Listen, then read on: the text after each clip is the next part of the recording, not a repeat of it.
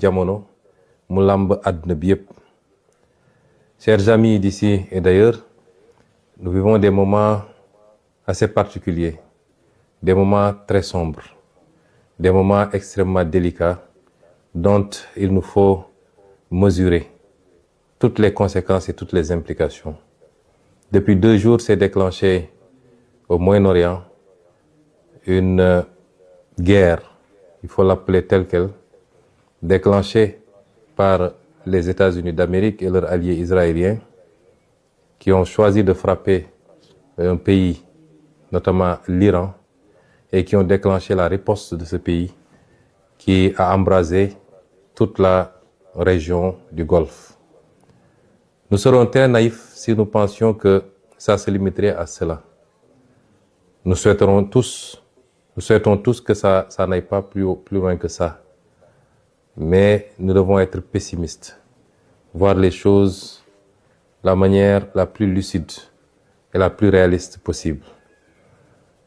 Des frappes ont été opérées, une réaction s'est déclenchée, qui peut entraîner d'autres réactions avec d'autres acteurs qui vont entrer dans le conflit et peut-être des ramifications qui dépasseront cette partie du monde.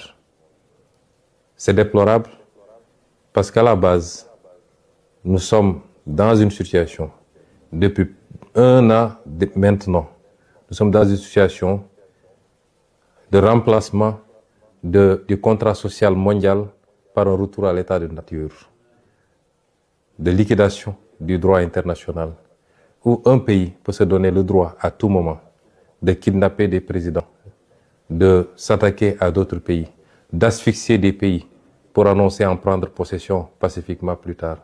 Un pays sans résolution ni mandat des Nations Unies peut décider de frapper d'autres pays, de tuer, d'assassiner, il faut le dire tel quel, leurs dirigeants. Ceci est extrêmement grave.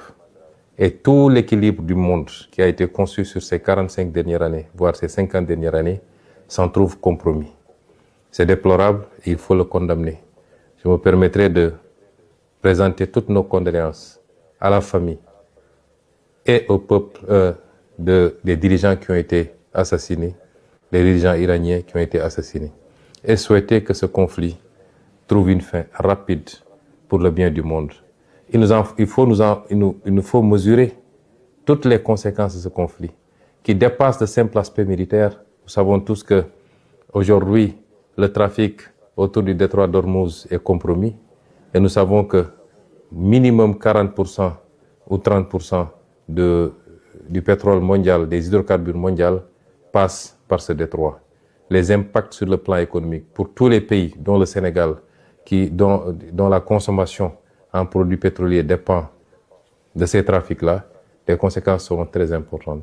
Les conséquences de manière générale sur l'économie du monde seront très importantes, avec des impacts sur la mobilité des capitaux, sur l'investissement et les répercussions sur tous les autres produits de consommation.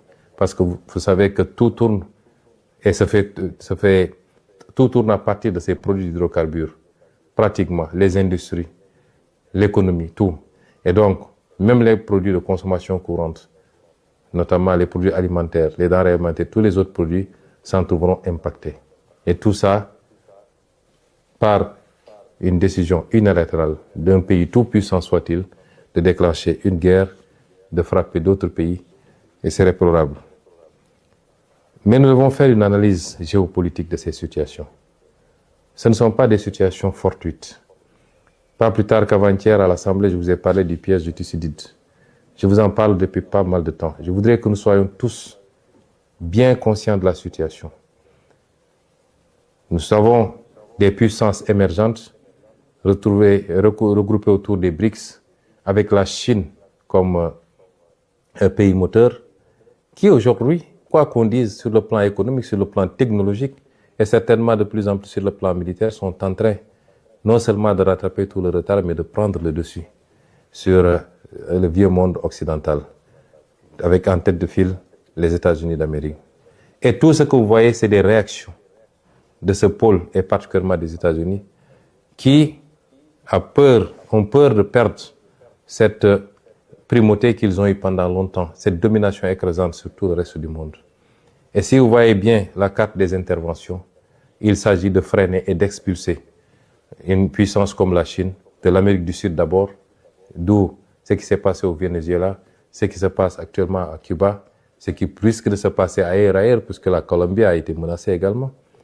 C'est ce qui se passe actuellement au Moyen-Orient, où il faut couper effectivement toutes les connexions de ces pays avec la Chine, avec la Russie et peut-être avec d'autres pays des BRICS, et leur approvisionnement en produits hydrocarbures.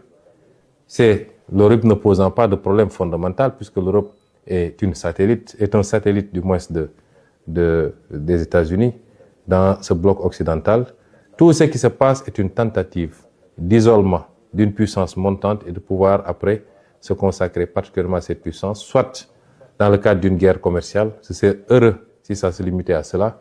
Nous ne souhaiterons pas que ça aille beaucoup plus loin pour des puissances dotées d'arsenal nucléaire et maîtrisant des technologies de plus en plus extrêmement sophistiquées. Nous sommes dans ce contexte géopolitique bien particulier. Quid de l'Afrique? Parce qu'on a parlé de l'Europe, on a parlé de l'Amérique, on a parlé de l'Asie.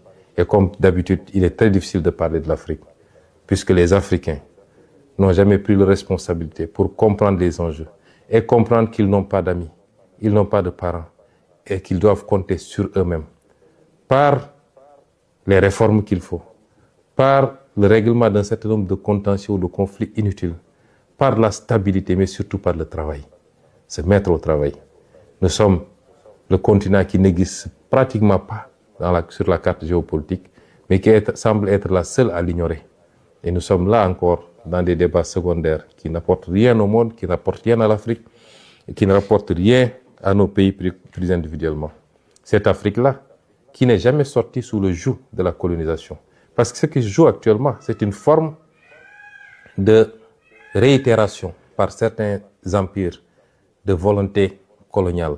La colonisation, elle n'est pas seulement physique, même si ici on est sur le terrain physique, elle est aussi cette possibilité d'imposer ses vues, ses desiderata à tout le monde et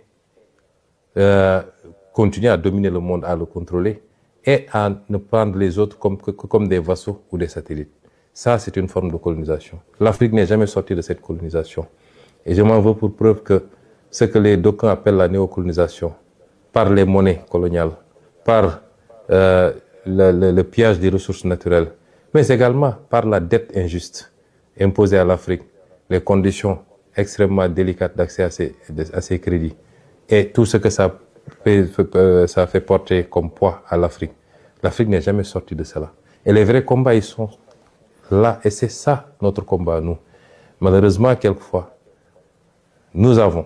moi personnellement, j'ai l'impression d'être assez isolé dans ce combat, y compris ici, dans notre pays au Sénégal, et maintenant qu'on est au pouvoir. Et c'est ces enjeux-là que nous devons comprendre. Que je veux que chaque militant et chaque militante comprennent.